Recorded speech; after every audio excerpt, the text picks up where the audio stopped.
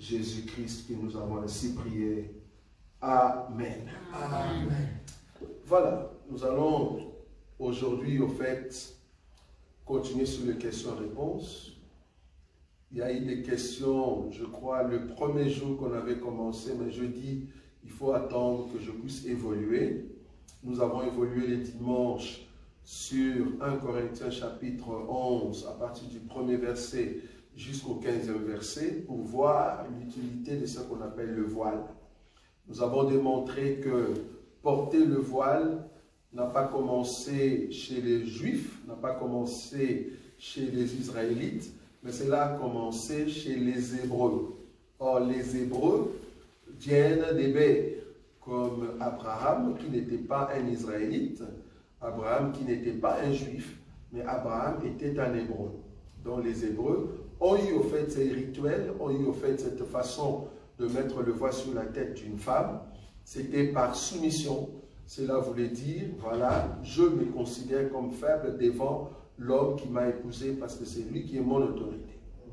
Et deuxième élément, nous avons montré dans les livres de Nombre, je crois chapitre 5, verset 4, ou soit Nombre 4, verset 5, nous avons montré que, au fait, le voile couvrait la gloire qui était, au fait, l'arche de l'alliance. Ça va? L'arche de l'alliance, et que le voile servait aussi de cacher la face de Moïse. Moïse qui était dans la présence de Dieu pendant 40 jours et 40 nuits, quand il est descendu, sa face brillait, son visage éclairé, et le peuple ne pouvait pas le regarder avec cette gloire-là. Du coup, il mettait le voile. Ça va? Donc, le voile aussi cache la gloire. C'est là-bas que nous avons, en fait, entré dans les détails dans notre passage clé, c'est-à-dire 1 Corinthiens chapitre 11. C'est là-bas que nous avons vu que la femme, si elle doit mettre au fait le voile sur sa tête, c'est parce que cette femme, premièrement, elle est sous l'autorité dont elle dépend, et deuxièmement, c'est parce qu'elle a sur sa tête la gloire que Dieu lui a donnée. Cette gloire, c'est quoi? C'est les cheveux. La chevelure a été donnée à la femme comme gloire, et étant dans la nature, cette femme a le voile qu'on appelle la chevelure. Maintenant, quand elle vient dans le Seigneur, comme c'est une gloire, il faut cacher ta gloire dans la présence de Dieu, parce que toute gloire doit être donnée à Dieu, et non pas notre gloire, nous devons le, au fait, exiler. Ça va? C'est comme ça qu'on avait vu. Donc, du coup, vous avez droit maintenant à poser des questions. Poser des questions dans la révélation, poser des questions dans la pratique de ce voile, du genre, parce qu'on nous a aussi posé des questions, hein, donc de bien-aimés nous ont envoyé des questions. Par exemple, la question c'est de savoir quel type de voile. Quand on dit voile, est-ce que je peux mettre un drap? Est-ce que je peux mettre un habit normal? Est-ce qu'il faut seulement le foulard? Est-ce que foulard égale voile? Et si je mettais un chapeau? Ce sont des questions comme ça. Donc, on nous a posé des questions par rapport à quel type de voile. C'est ce qu'on va voir si vous n'avez pas, en tout cas, de questions. Voilà. Qu'on me ramène de l'eau, s'il vous plaît. Voilà. Est-ce que vous avez de questions? Avant que je puisse toucher la question qui nous est donnée ici. Oui, maman. À peu près la même chose, la question. Oui. Casquette aussi. Oui. Et tu dis, maman, on vient dans la casquette. Les a toujours couvert la tête. Est-ce que ça vient ou pas? Voilà. Très bonne question. Est-ce qu'il y a encore une deuxième question? Comme ça, on mélange du coup.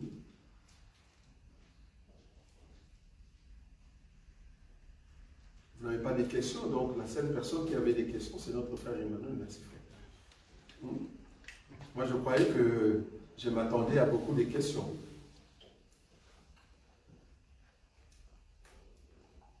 Il n'y a pas de questions? Ah, c'est grave. Alors, oui. Oui. Sans voile. Super. Très bonne question. Voilà. Très bonne question. Ça va? Ok, on va commencer par ces deux questions. D'abord, quel type de voile? Vous allez voir que dans la Bible, quand on parle du voile, c'est parce que, comme je dis, l'histoire de voile vient des Hébreux. Or, les Hébreux, vous allez remarquer que quand ils disent voile, c'est vraiment voile comme le femme quand elle se marie. Normalement, le terme voile, c'est vraiment ça. C'est-à-dire mettre le voile comme quand tu te maries. C'est vraiment un tissu fin et voilà, que tu dois mettre sur la tête. Mais par contre, quand Paul maintenant va prendre ces rituels pour que cela devienne maintenant une doctrine, il n'a pas martelé sur quels sont les tissus.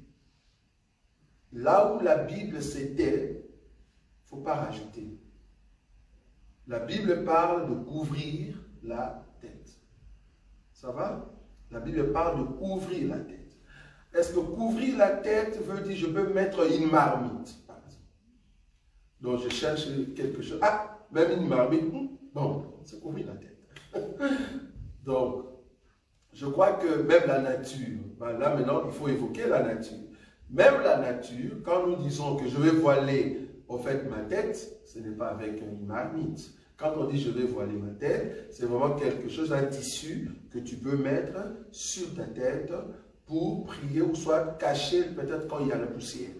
Ça va? Ça dit quelque chose qui peut t'aider en fait à cacher tes cheveux. Maintenant, est-ce qu'un chapeau peut m'aider? J'ai bien dit un chapeau, pas casquette. Je vais arriver là-bas. Un chapeau peut m'aider, par exemple, à couvrir mes cheveux ou ma tête. J'ai dit oui. Le chapeau a été conçu pour couvrir la tête. Mais quel chapeau? Est-ce qu'il y a une casquette? Non. Casquette en soi, c'est au fait dans la nature. Je prends la nature. Parce qu'en réalité, tu vas couvrir au fait la tête. C'est vrai. Mais tu vas voir que dans la nature, la casquette n'est pas un élément comme un chapeau. Casquette, c'est vraiment quelque chose de vite fait.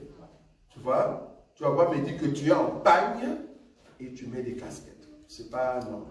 Non? Ici, c'est quelque chose que tu mets sur la tête et qui valorise, au fait, les dieux que tu pries. Donc, tu ne vas pas venir ici avec une casquette. Ça n'a pas de sens. Un bonnet, oui. Pourquoi un bonnet? C'est un tissu. Ça va? Qu'on a conçu pour, au fait, cacher la tête. Le bonnet, ça passe. Ça va? Maintenant, le foulard. Quand je dis le foulard ici, je ne fais pas allusion au foulard que, par exemple, maman Sylvie a mis sur la tête, le foulard que ma soeur Nadine ou ma soeur maman Angèle a mis sur la tête. Non, je parle ici, le foulard que nous sommes en tout cas, c'est quand le foulard devient, au fait, quelque chose de, comment on dit, d'extravagant. Je ne sais pas où vous voyez là où je suis. C'est-à-dire, quand je viens prier, je ne mets pas le foulard dans le sens des extravagances. Quand je dis extravagance, c'est la façon que je mis cela. Tout le monde, au lieu de me voir étant seul, mais on regarde plus le foulard qui est sur la tête. Ça ne va plus. Là, vouloir ou pas, tu n'es plus, en fait, dans la modestie. Tu vois, ce n'est plus la modestie et tu n'es pas venu pour prier le Seigneur en étant soumise avec le foulard sur la tête. Non. Ça, tu as dit, c'est vraiment un habit que tu concordes parce que tu veux à tout prix, ça va, tu veux à tout prix montrer aux gens que j'ai vraiment un foulard terrible. Quand il y a ça dans tes pensées, il faut éviter. Parce que le but ici, je veux commencer à prier, je mets directement quelque chose sur la tête. Ou à partir de la maison, j'ai déjà mis quelque chose sur la tête. C'est juste pour cacher mes cheveux. Mais quand tu mets de foulard compliqué, hein, ça devient une sorte de parure.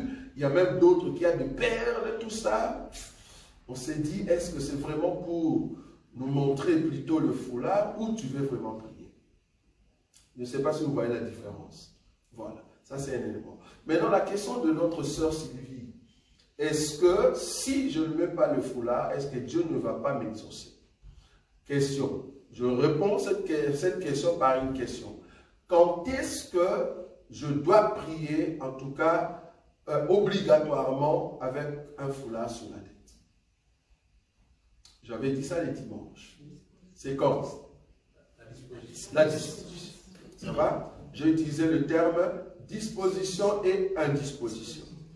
Si je suis disposé pour prier, ne dis pas, alors que tu es disposé, ne dis pas, je ne vais pas mettre le foulard. Je ne sais pas si vous voyez.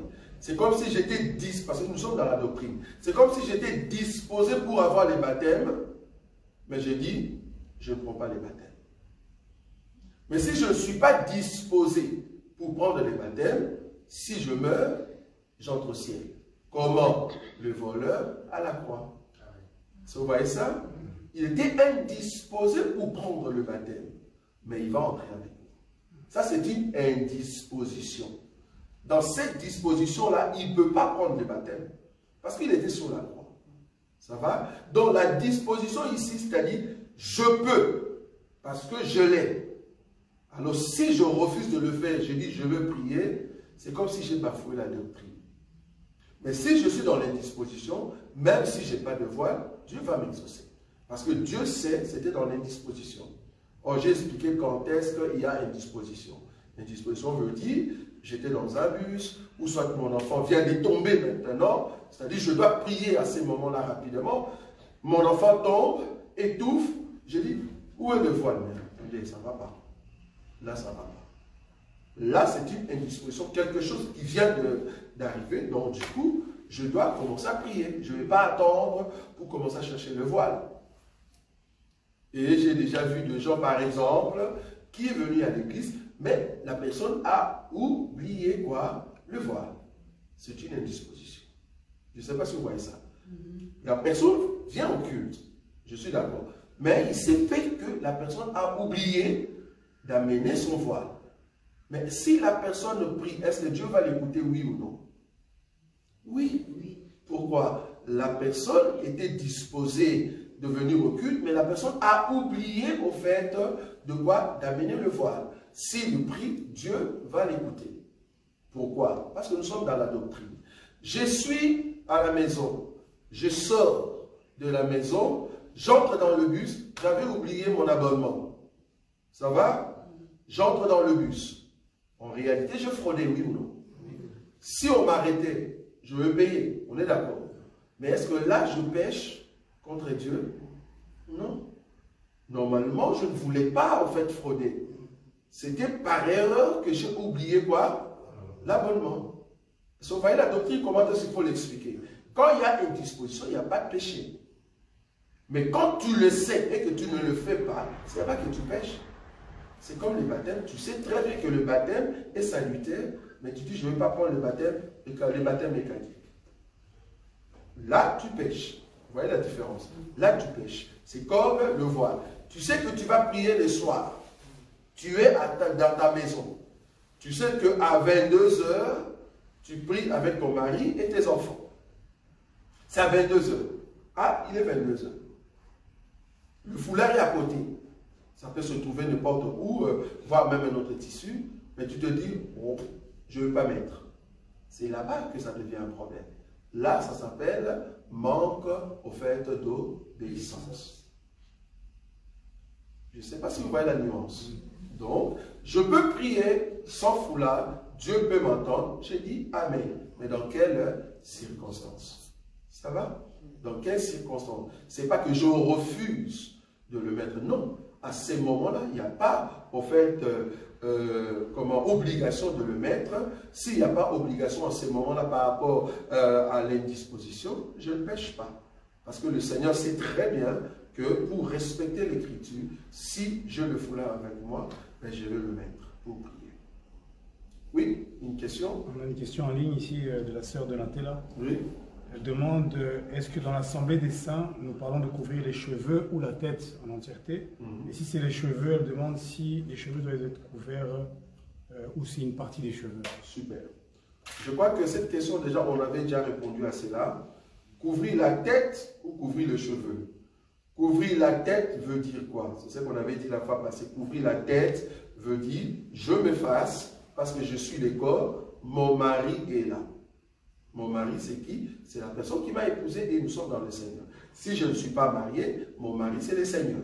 Donc, c'est une autorité. Donc, je le mets. Pourquoi? Parce qu'il y a une autorité dont je dépends. Ok? Donc là, je dois mettre en fait couvrir la tête. C'est dans ce sens-là, je m'efface. Couvrir le cheveu veut dire quoi? Couvrir le cheveu veut dire j'ai une gloire et que je dois couvrir. Or, déjà, Paul nous dit que le cheveu couvre déjà et le voile pour la tête. Le cheveu de la femme. C'est déjà le voile pour la tête. Ok. Est-ce que le cheveu couvre toute la tête? Est-ce que le cheveu couvre toute la tête? Non. Mais on dit que les cheveux, c'est le voile pour la tête. Vous voyez? Donc, du coup, même le cheveu qui est le voile dans la nature, ça ne couvre pas toute la tête. Le problème, nous avons le cheveu, mais on l'appelle quand même voile par rapport à Paul. Donc, même si je prenais le voile, je mets les tissus sur la tête, je n'ai pas dit de le mettre comme, comment on dit le truc de juif là? Comme le pape le met ici. Le kippa. Kippa? Non. Kippa ou keba? Kippa. C'est kippa ou keba? Je ne sais pas. Donc le truc qu'ils se mettent là, c'est pas cacher le cheveu. Non, ça c'est pas cacher le cheveu. Quand on dit cacher le cheveu, ça dit mettre le voile, tu le mets complètement, mais est-ce qu'il faut que tout le cheveu entre? Là, ça devient une loi. Il ne faut pas que la doctrine devienne une loi. Non. Sinon, tu vas faire des choses par la loi. Ce n'est plus par la foi. La doctrine me dit de couvrir mes cheveux. J'ai couvert mes cheveux. Alors, parce qu'il faut comprendre que tout se passe dans la conscience. L'homme est jugé dans la conscience. Imagine une personne qui vient ici, elle-même dans son cœur, elle dit, je veux mettre le foulard alors que ses cheveux ici, j'étais au coiffeur, c'était trop cher. Donc je ne veux pas en fait déranger ma coiffure. Tu vois, elle le met de façon que, pour pas que ça dérange ma coiffure. Tu vois, j'ai un problème. Tu n'es pas déjà soumise, vouloir ou pas. Il n'y a pas l'obéissance. Quand tu viens, tu te dis, je veux venir dans la présence de Dieu, je veux mettre quelque chose sur la tête. Est-ce qu'il faut que tout le cheveu entre? Non. Parce que même la chevelure qui est sur la tête de l'homme, sur la tête de la femme, ne couvre pas toute la tête. Donc quand on dit tête, en réalité, que la chevelure est le voile pour la tête, en réalité c'était là, jusqu'ici. Ici, non, rien du tout. Maintenant, est-ce qu'il faut que le cheveu entre à l'intérieur pour ne pas montrer ses cheveux? Non, il n'y a pas une écriture qui nous soutient par là. Sinon, ça deviendrait maintenant de la loi. Or, quand la loi devient une contrainte, tu n'agis plus par rapport à l'amour et à la foi, mais tu agis par rapport à la loi. Et ce n'est pas juste. Ça va? Je ne sais pas si vous avez vu comment j'ai présenté les choses. Donc, par rapport à la question de notre sœur, couvrir toute la tête veut dire, j'ai expliqué, c'est-à-dire, là je suis le corps et je suis devant l'homme qui m'a épousé, ou soit Jésus-Christ. Donc, du coup, donc c'est l'homme qui est la tête et moi je suis au fait le corps. Couvrir le cheveu veut dire garder, ou soit couvrir sa gloire. Or, est-ce qu'il faut que ces cheveux soient, donc toute pièce de cheveux doit être à l'intérieur du voile? Je ne vois pas une écriture qui me soutient là-dessus, mais ce que je vois, si la femme couvre sa tête, c'est déjà très bon. Ça va? C'est ce qui est important. Une autre question qu'on nous a posée, je ne sais pas s'il y a encore une question là-bas, une autre question qu'on nous a posée, j'ai mes cheveux, mais mes cheveux sont courts, mais j'ai mis au fait de, comment on dit, plante, hein, c'est ça? Qu'on met comme ça, c'est quoi? Plante, parce que je comprends toujours plante, perruque et mèche. Perruque, ça va? Perruque, ok. D'abord la question que je veux au fait, que j'ai soulevée ici, c'est une question qui nous a été posée. Une personne qui a mis au fait des perruques, est-ce que c'est aussi le voile? Parce que c'est en forme de chapeau, non? C'est en forme de... J'ai mes cheveux, mais maintenant je vais prendre une écriture pour comprendre quand est-ce qu'il faut mettre des perruques, parce que je vous avais dit qu'on va en parler. Quand est-ce qu'il faut mettre de mèches, de faux cheveux? Est-ce que c'est un péché de mettre de faux cheveux? Parce que nous ici, nous voulons voir une écriture. De la même manière que vous cherchez à montrez-moi une écriture, il faut nous montrer des écritures. Si vous n'avez pas une écriture, ne fabriquez pas. Ce n'est pas parce qu'une personne est venue avec une pensée de leur, je ne sais pas moi, doctrine humaine, et qui a ramené, parce que je vous avais dit que nous allons parler sur les églises dogmatiques. Vous vous souvenez, non? Des églises dogmatiques et hérétiques. C'est-à-dire là où il y a de faux enseignements ou là où il y a des doctrines d'hommes. Donc du coup, ici, je ne vois pas une écriture qui interdit à la femme de mettre au fait des perruques sur sa tête ou de faux cheveux comme eux ils appellent, ou soit de mèche. Je ne vois pas une écriture. Mais non, ce que je vois dans l'écriture, c'est quoi? Je vais les prendre. Je vais prendre une écriture. Je suis dans cette écriture ici, qui m'aide beaucoup. 1 Corinthiens chapitre 6.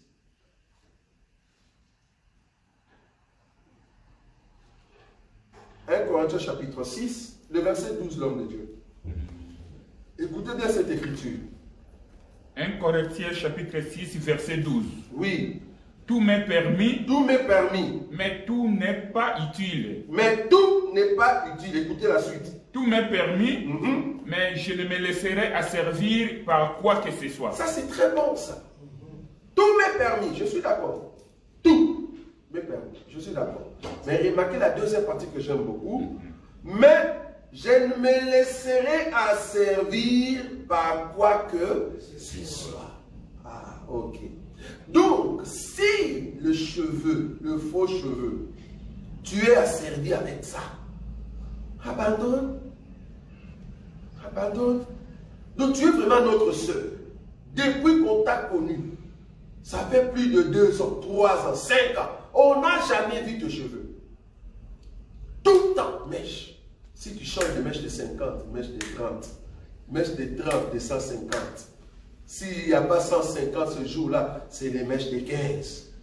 Hein? Les mèches de 15 qui sont trop fortes, tu vois. Quand tu dors, ça gonfle.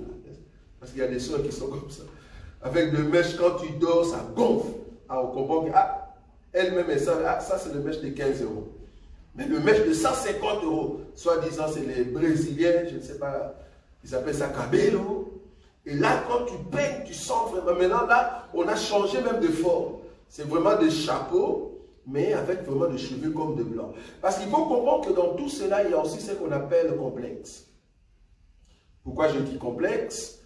C'est apparemment, on a en fait mis dans la pensée de l'Africaine que tes cheveux ne sont pas beaux. Tu vois? Ça aussi, ça joue. Là, si tu sens que tu es dans cette position-là, tu pêches pour rien. Parce que tu ne peux pas être asservi. Être asservi veut dire, j'aime pas mes cheveux, mais j'aime beaucoup les cheveux de blanc. Ça, tu es asservi. Parce qu'en réalité, tout m'est permis. C'est-à-dire, je peux mettre. Mais si je deviens esclave, parce qu'être asservi, c'est-à-dire, je deviens esclave de la chose. Je ne peux pas être esclave de mèche. Je suis d'accord. Pourquoi est-ce que tu mets de mèche? Ça, c'est une question. Je suis d'accord que tu vas mettre de mèche parce que tu veux protéger, par exemple, tes cheveux. Parce que j'ai déjà rencontré une femme qui avait la calvitie. Moi, j'ai vu des femmes comme ça. La femme, mais qui a la calvitie. Quand je dis calvitie, c'est vraiment comme la tête, je ne veux pas citer son nom, je vous dis. Regarde, il descend du coup. Comme la tête de mon frère Owen. Vous voyez? C'est-à-dire pas des cheveux. Quand il touche, c'est lisse. Pourquoi? Parce que la personne avait un problème au niveau de gènes. Tu vois? Dans les gènes de ses cheveux, c'est pour cela qu'il y a maintenant beaucoup. Ah, on peut quand même toucher cet élément. Est-ce qu'aller retrouver ses cheveux en Turquie, est-ce que c'est un péché? Ah, ça c'est un bon sujet. Beaucoup de pasteurs qui disent, ah, il ne faut pas mettre de mèches.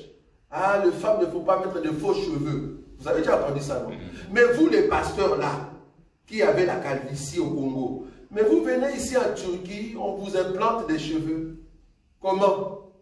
Les cheveux qu'on vous a implantés là, est-ce que ce sont des vrais cheveux? Vous voyez? Vous dites aux femmes de ne pas mettre de mèches.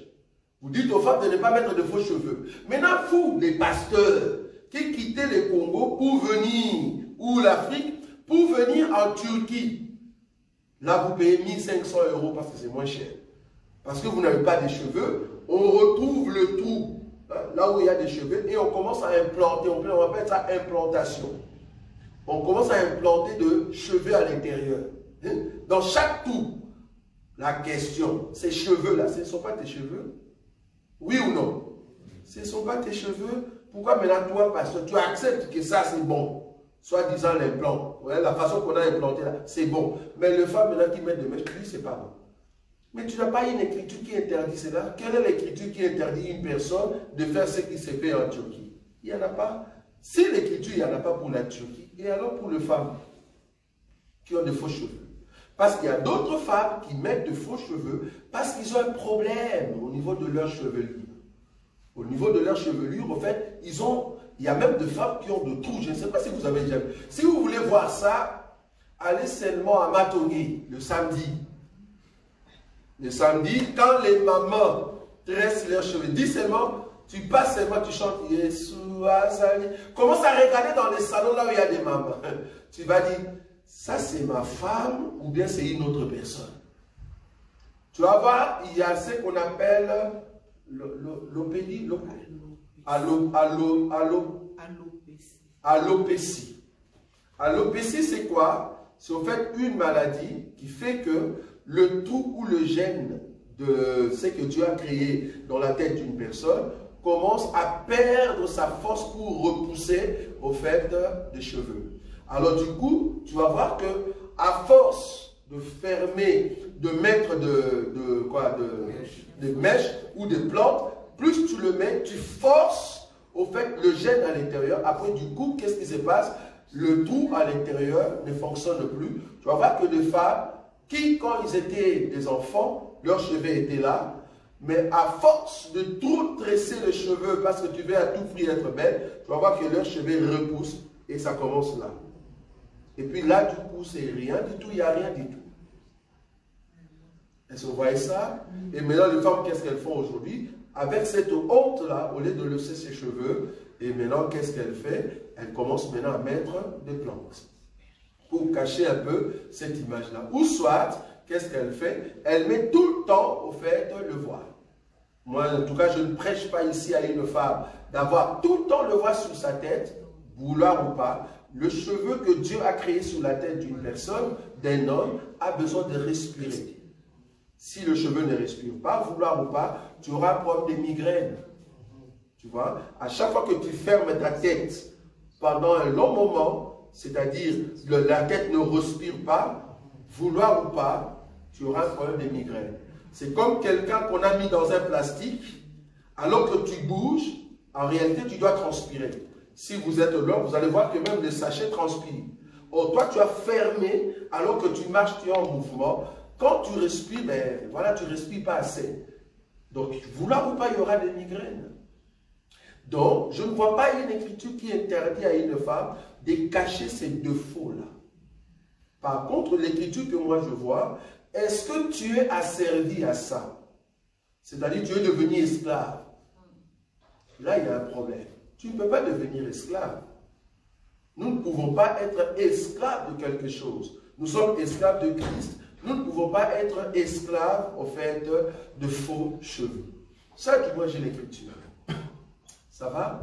Donc, je peux mettre ces perruques-là pour cacher mes défauts parce que tout m'est permis. La question, c'est de savoir pourquoi je le mets. Ben, je le mets parce que j'ai un problème, par exemple, au niveau de la tête. Mais si je le mets parce que c'est trop cher pour que les autres voient, je t'en prie, ne le mets pas. Parce que là, tu veux montrer aux autres. Là, tu veux montrer aux autres. Et la question serait, pourquoi je dois mettre de mèches ou de faux cheveux jaunes? Mais je ne suis pas albinos. Si j'étais albinos, je comprends. Parce qu'un frère albinos qui a des cheveux jaunes, écoutez bien l'enseignement, un frère albinos qui a des cheveux jaunes, c'est la nature que Dieu lui a donnée. Dès qu'il va au salon et il met notre teinture là noire, qu'on nous met ici, parce qu'on m'a mis aussi une fois. Quand tu te laves, c'est noir partout. Dès que tu vas au salon pour cacher la chevelure jaune et mettre des teintures noires, toi qui es albinos, tu pèches. Tu changes la nature de Dieu qui est sur toi. Or, l'homme est la gloire de Dieu. Dieu t'a créé albinos, il sait pourquoi. Dieu, il sait pourquoi. Donc si tu vas dans ce sens, tu dis, j'aime pas mes cheveux jaunes. Il faut commencer à me mettre de couleur noire, là, hein, bien dessiné, mais noir. Alors que toi, tu as les cheveux jaunes. Ça ne va pas. C'est de la même manière, Dieu t'a créé avec des cheveux noirs, mais pourquoi tu mets des cheveux rouges sur toi? Il y a même d'autres qui mettent jaune, d'autres qui mettent vert. On comprend que ça s'appelle parure.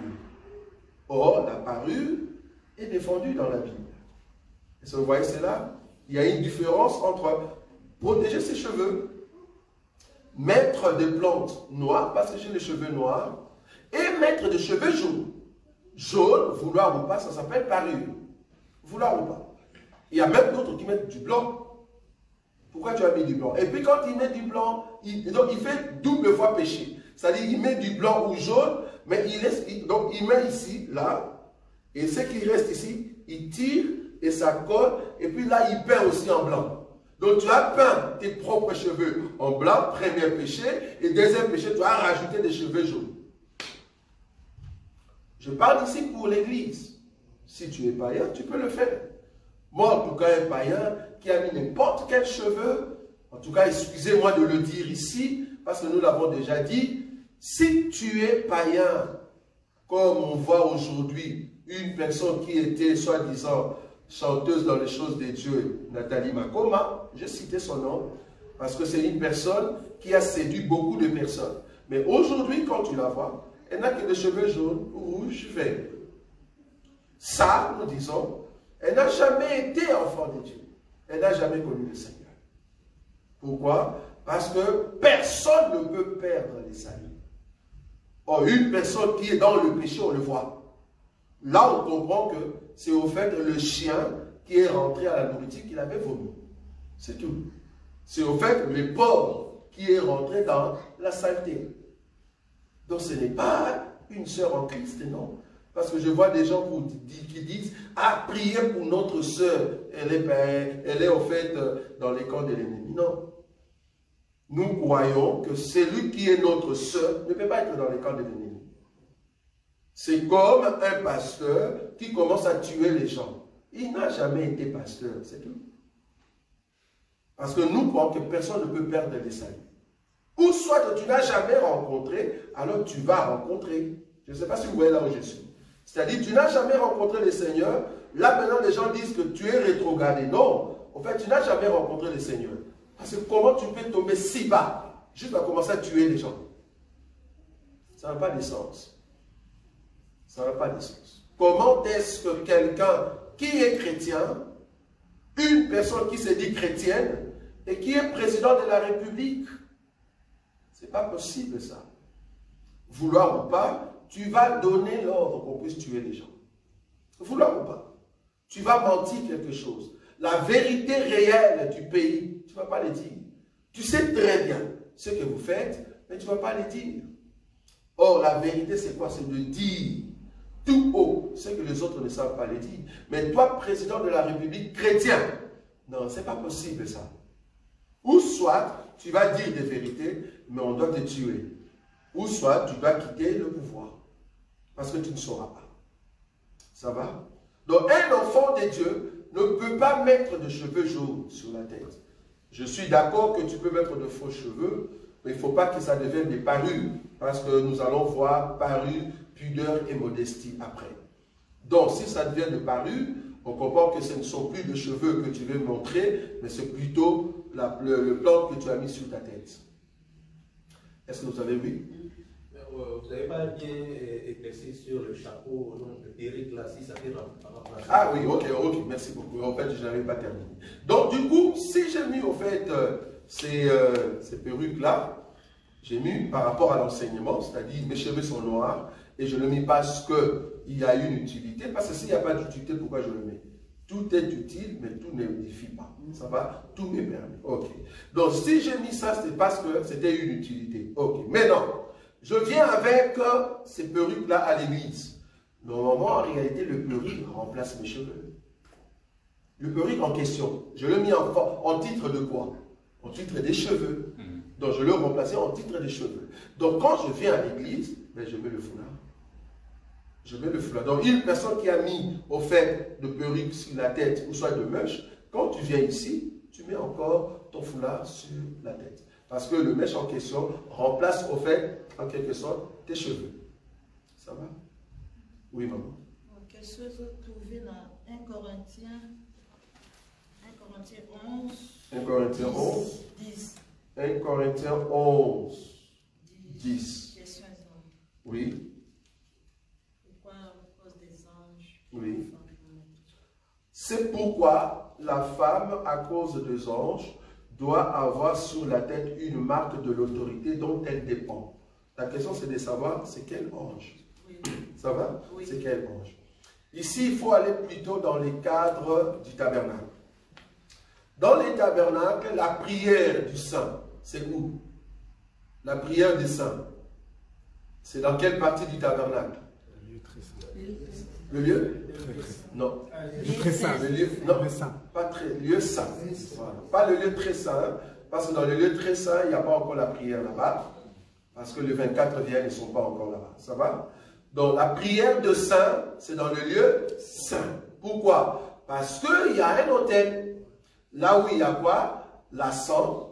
Là où Aaron doit mettre l'encens, et la Bible dit la fumée en question. C'est la prière de saint. Ok, remarquez.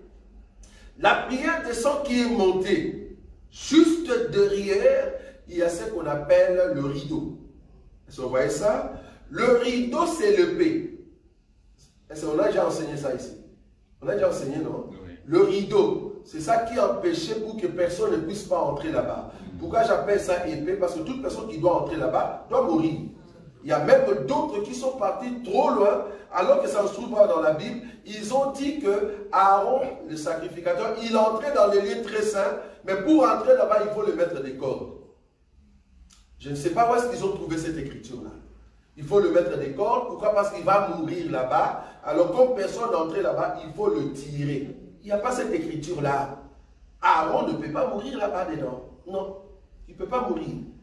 Parce que Aaron est l'image de quelqu'un. S'il doit mourir, il doit mourir dehors. Donc quand Aaron entrait, il était saint. Et il sort saint. Ça va? Il n'y a pas une écriture là où on dit que Aaron, on le mettait la corde sur son pied pour qu'il ne puisse pas mourir là-bas et pour que personne puisse le tirer. Donc du coup, quand Aaron, il se pourrait qu'il meure dans le lieu très saint, et on va le tirer avec cette corde-là. Cette écriture-là, il n'y en a pas. Il n'y en a pas. Ça va? Donc du coup, il y a un rideau. Le rideau, c'était l'épée. Pourquoi l'épée? Il faut aller dans les jardins d'Éden. Quand l'homme a péché, Dieu a dit, ah, mettons le chérubin, est-ce que vous voyez ça? Mettons le chérubin pour protéger l'arbre de vie. Comme ça, l'homme ne doit pas passer. Est-ce que vous voyez cette écriture-là? Le chérubin avait l'épée pour que l'homme ne passe pas. Or, les rideaux aussi, c'était l'épée. Le rideau, c'était l'épée. Maintenant, les anges qui écoutent la prière de saint ou le prière de saint, c'est qu'ils remarquent, c'est qu'ils observent dans la prière, c'est l'obéissance. C'est pour cela qu'on a dit, l'obéissance vaut mieux que le sacrifice. Donc quand tu pries, c'est que les anges regardent, c'est l'obéissance. Quand les anges venaient et disent, Dieu a entendu ta prière par ton obéissance. C'est l'obéissance. Maintenant, une femme qui vient pour prier, mais qui n'obéit pas à Dieu, devant les anges, ça ne va pas. Parce que le rideau en question était dessiné au fait avec des archanges, c'est-à-dire des chérubins, mais des chérubins en colère. Vous voyez? Donc, c'est-à-dire la prière de saint faisait que Dieu puisse nous écouter. Mais il faut remarquer que quand Jésus est mort à la croix, parce que le rideau cherchait au fait quelqu'un qui pouvait tuer. C'était une épée, ça va? Et quand Jésus est mort, il n'y avait que son sang qui pouvait avoir l'accès jusqu'à l'intérieur. Comme Jésus est mort, la seule personne qui a pu déchirer le rideau pour que nous ayons accès, c'est notre Seigneur Jésus. Mais depuis les temps d'Adam, cette épée-là n'était pas encore, en tout cas, sortie de main de chérubin. Donc, du coup, la prière de saint, quand nous prions, les anges regardent l'obéissance. Ça, c'est un. Deuxièmement, les anges représentent aussi toi et moi. Ici. Donc, dans le milieu des anges, dans le milieu des serviteurs de Dieu, ce n'est pas, au fait, bienséant pour une femme de prier sans avoir le voile sur la tête. Donc l'ange en question, ça peut être les anges au ciel, ça peut être aussi le peuple des dieux. Je crois que j'avais donné cette écriture par rapport à Aaron. Remarquez que Aaron, quand il entre dans les services avec le peuple, c'est là-bas qu'il met quoi? Le voile. Mais quand il est avec Moïse, il n'a pas besoin de voile. Deuxièmement, remarquez Moïse, quand il est avec Dieu, il n'a pas besoin de voile sur sa face, mais quand il est devant le peuple, il met le voile. Donc le peuple, c'est les anges, par obéissance, et Dieu, c'est lui qui écoute nos prières. Normalement, quand nous venons, ce n'est pas seulement par rapport à Dieu, c'est par rapport à ceux qui nous entourent pour voir l'obéissance aussi de l'enseignement. Donc ici, les anges peuvent être les anges dans le ciel, et ça peut aussi représenter les anges que toi et moi, nous sommes. Ça va? Parce que, attendez, il y a une écriture qui dit, enfin, il y a une version de la Bible qui dit que, là, il parlait à Job, il pose la question à Job, où étais-tu quand j'ai créé la terre? Et Dieu commençait à dire, quand il créait, puis il dit, quand les fils des dieux, ça va, acclamaient. Tu vois? On a dit, quand les fils des dieux acclamaient. Ok. Ça, c'est une version. Mais dans d'autres versions, on dit, le fils des dieux, là, ce sont des anges. Quand les anges acclamaient. Question. Quand Dieu créait, c'était les anges qui sont dans le ciel qui acclamaient, ou c'était toi et moi dans la prédestination qui acclamaient? C'est nous. Je ne sais pas si vous voyez la nuance. J'aime toujours, quand je pose une question, vous comprenez la nuance. Je répète la question. La Bible dit, Dieu dit à Job, où étais-tu quand les enfants des dieux, les fils des dieux, acclamaient quand j'ai créé la terre? Où étais-tu, toi, Job? Question. Dans d'autres versions, au lieu de parler des fils des dieux, mais on a dit des anges. Bon, peut-être là, tu ne vois pas. On va prendre une Genèse. Genèse, pour expliquer les anges, hein, c'est très important. L'homme de Dieu, Genèse chapitre 6. Oui, je peux commencer à partir du premier verset, tu descends. Ok.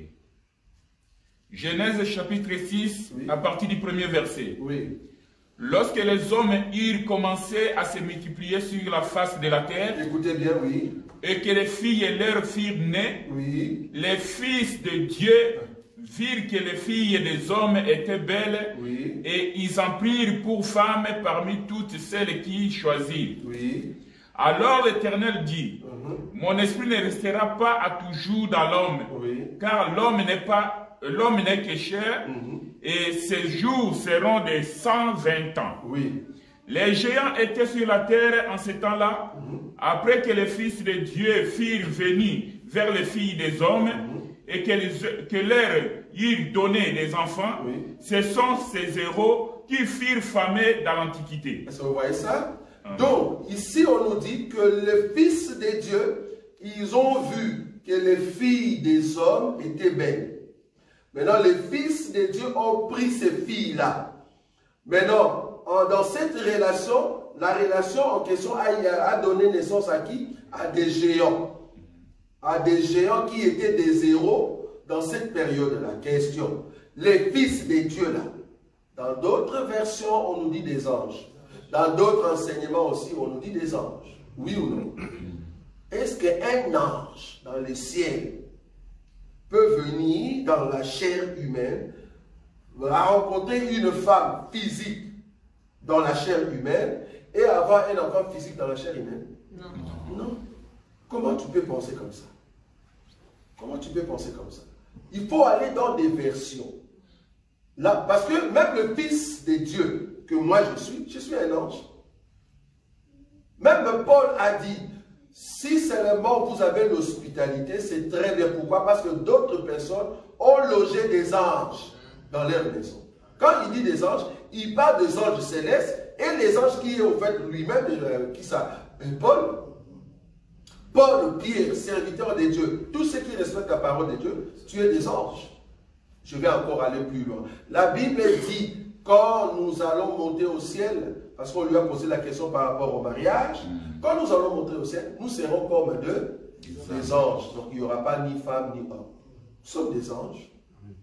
Donc, il faut voir les anges dans les deux sens. Soit les anges au ciel, là j'ai donné par rapport à l'écriture de l'autel d'or qui élève la prière devant le rideau. Ça, ce sont les anges qui écoutent la prière et qui regardent l'obéissance. Mais d'autres anges aussi, dans un autre sens, ce sont le Fils des dieux. Ceux qui sont dans l'ensemble, nous regardons l'obéissance.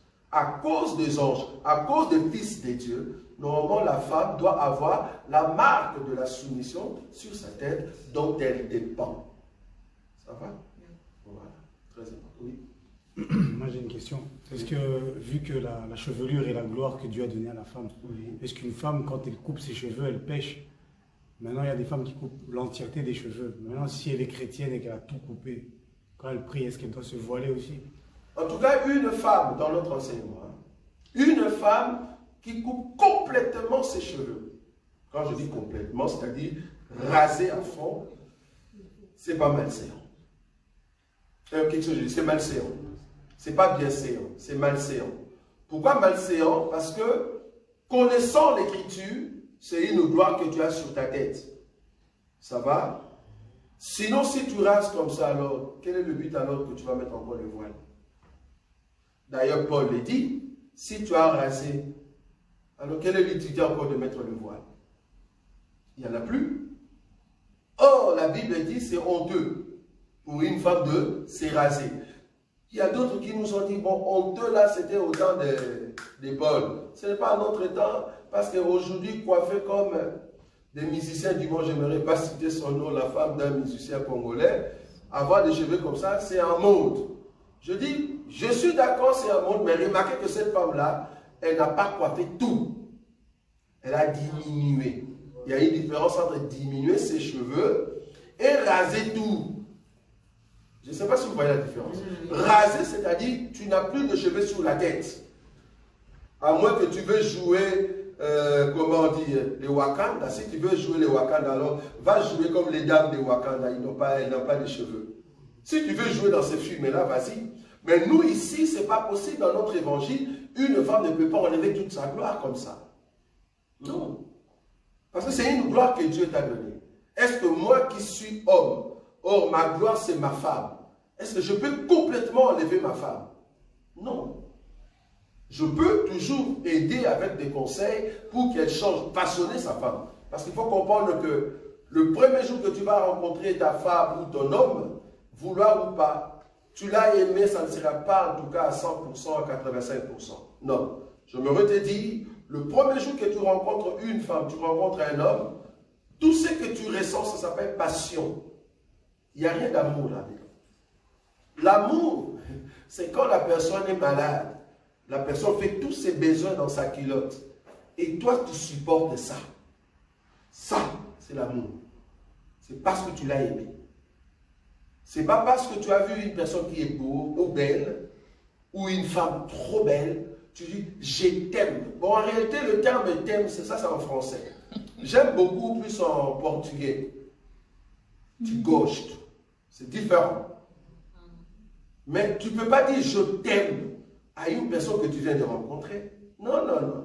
Tu es un menteur. Pour m'aimer, il faut qu'on puisse vivre. C'est là-bas que l'amour est né. Parce que l'amour, c'est une conception. Tu ne peux pas avoir cet amour du jour au lendemain. Non, il faut vivre avec la personne. Il faut voir le côté mauvais de la personne et le côté dur de la personne et le côté bon. En tout cas, il n'y a pas que de mauvais. Là, on dit, voilà, il y a l'amour. Et parce que tu m'as vu dans une fête en costume, beau, joli, tu dis, ah, la personne a l'argent. Ah, excusez-moi, je t'aime. Ah bon, tu ne sais pas si je suis sorcier. Tu ne sais pas si je ronfle à fond la nuit. Je ronfle à fond, je chante. Hein? Quand j'ai dit ronfler ici, parce qu'on avait notre retraite ici. Papa nous rigole. Nous avons fui ici. Nous avons fui dans la salle parce qu'on ne voulait pas être là parce que moi je suis un grand chanteur. Je chante pas mal, je fais des basses, des rythmes. Et j'ai dit avec mon frère que je n'aurais pas cité ici. On chante bien. Et si on est là avec vous et qu'on dort, ça, vous n'allez pas dormir. Les dios là, ah, vous n'allez pas dormir. Vous allez commencer à danser la nuit. Donc, il y a d'autres, donc tu dis la personne va s'étouffer ou non. Tu vois, toi tu ne connais pas à ces niveaux-là. Et puis si tu prends la photo, puis pour me photographier, tu vas dire, est-ce que c'est la personne que j'ai vue dans la fête, oui ou non? Rien que la bouche. Vous voyez, ça, c'est là-bas qu'il y a l'amour. Supporter ça. Vous voyez ça? Donc, du coup, ici, une femme qui enlève ses cheveux, non, c'est pas bon. Donc, c'est pas une écriture. Donc, du coup, même ma femme, je ne peux pas l'ôter complètement. Mais je l'aime avec beaucoup. Donc, je façonne sa façon d'être petit à petit. On a commencé à 15% au départ quand je l'ai rencontré, mais on commence à grandir dans l'amour et on monte petit à petit jusqu'à ce que nous allons atteindre 75, 80, 85.